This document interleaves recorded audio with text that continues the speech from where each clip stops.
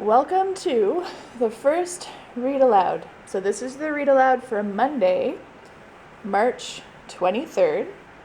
It's part 1 of the first chapter of the Wednesday Wars. And that chapter is called September. So you have 7 questions to answer today. What kind of list did Doug Switek make? Why was it hard to congratulate Mrs. Sidman? What did Mrs. Baker's voice sound like? How did he know she hated him?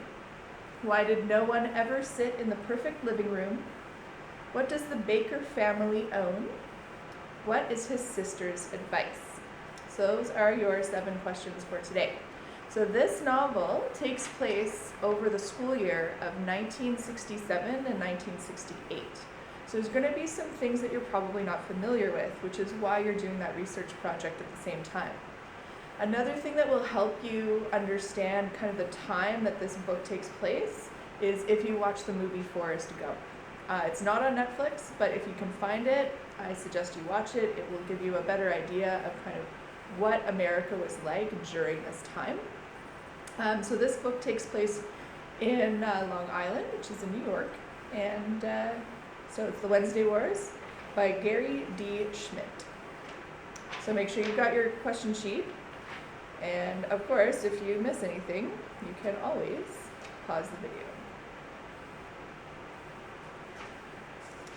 The book is split into chapters named after the months of the school year.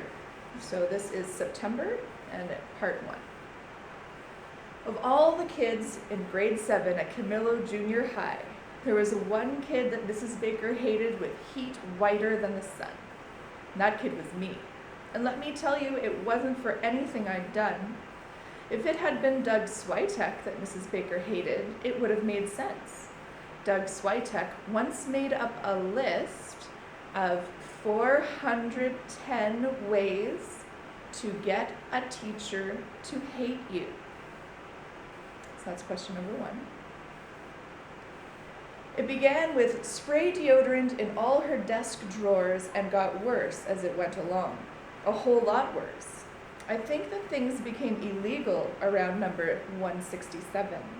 You don't want to know what number 400 was, and you really don't want to know what number 410 was. But I'll tell you this much. They were the kinds of things that sent kids to juvenile detention homes in upstate New York, so far away that you never saw them again. Doug Switek tried number 6 on Mrs. Sidman last year.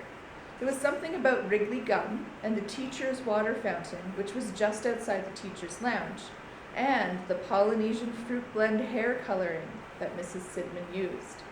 It worked, and streams of juice the color of mangoes stained her face for the rest of the day, and the next day, and the next day, until, I suppose, those skin cells just wore off.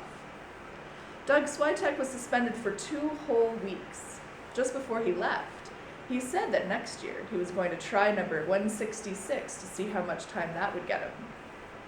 The day before Doug Switek came back, our principal reported during morning announcements that Mrs. Sidman had accepted voluntary reassignment to the main administration office.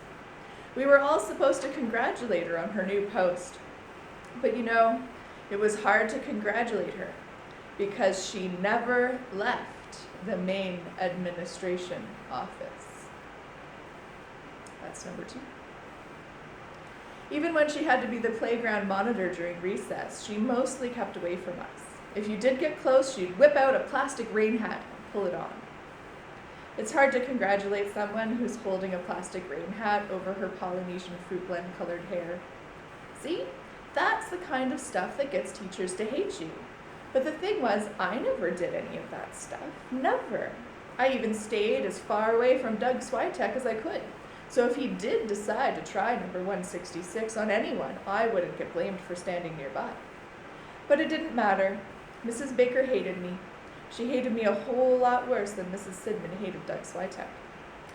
I knew it on Monday, the first day of grade 7, when she called the class roll, which told you not only who was in the class, but also where everyone lived. If your last name ended in Berg, or Zog, or Stein, you lived on the north side. If your last name ended in Ellie, or Eni, or O, you lived on the south side.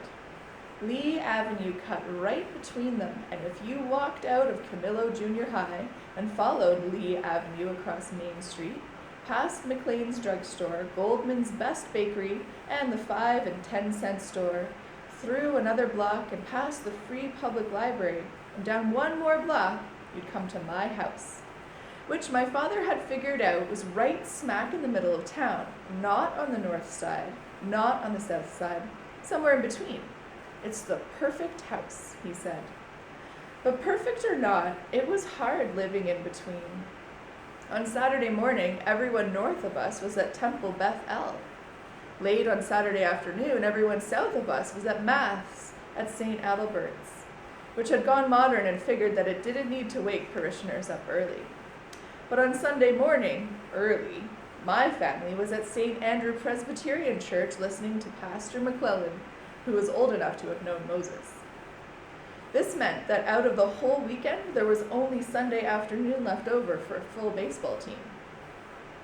This hadn't been too much of a disaster up until now, but last summer, Ben Cummings moved to Connecticut so his father could work in Groton, and Ian McAllister moved to Biloxi so his father could be a chaplain at the base there instead of the pastor at St. Andrews, which is why we ended up with Pastor McClellan, who could have called Isaiah a personal friend too.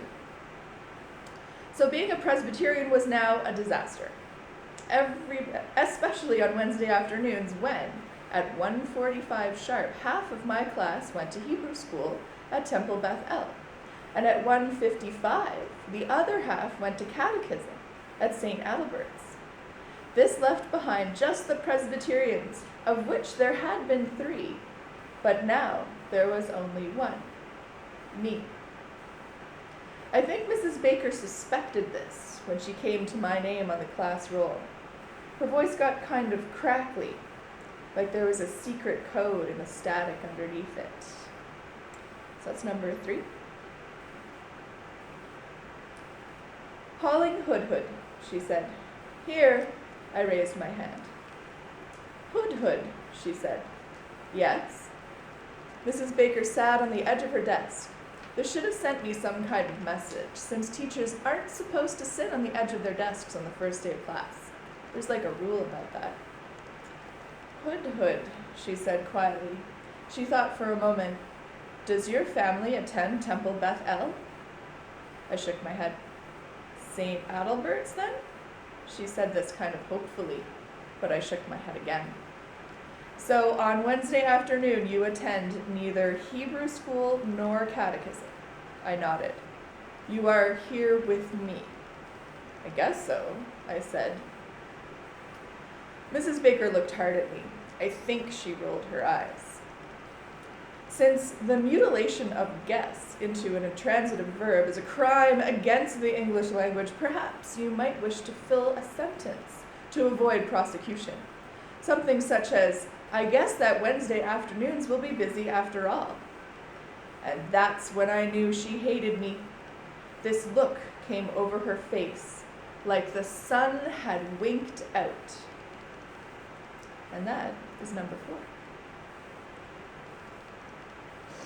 It looked like the sun was not going to shine again until next June. And probably that's the same look that came over my face, since I felt the way you feel just before you throw up, cold and sweaty at the same time, and your stomach is doing things that stomachs aren't supposed to do, and you're really wishing that the ham and cheese and broccoli omelet that your mother made for you for the first day of school had been Cheerios instead, like you really wanted, because they would come up a whole lot easier, and they wouldn't be yellow. If Mrs. Baker was feeling like she was going to throw up too, she didn't show it. She looked down at the class roll. Mai Ti Huang, she called. She looked up to find Mai Ti's raised hand and nodded, but before she looked down, Mrs. Baker looked at me again, and this time her eyes really did roll. Then she looked down at her list. Danny Hupfer, she called, and she looked up at Danny's raised hand, and then she turned to look at me again. Marilee Kowalski, she called. She found Marilee's hand,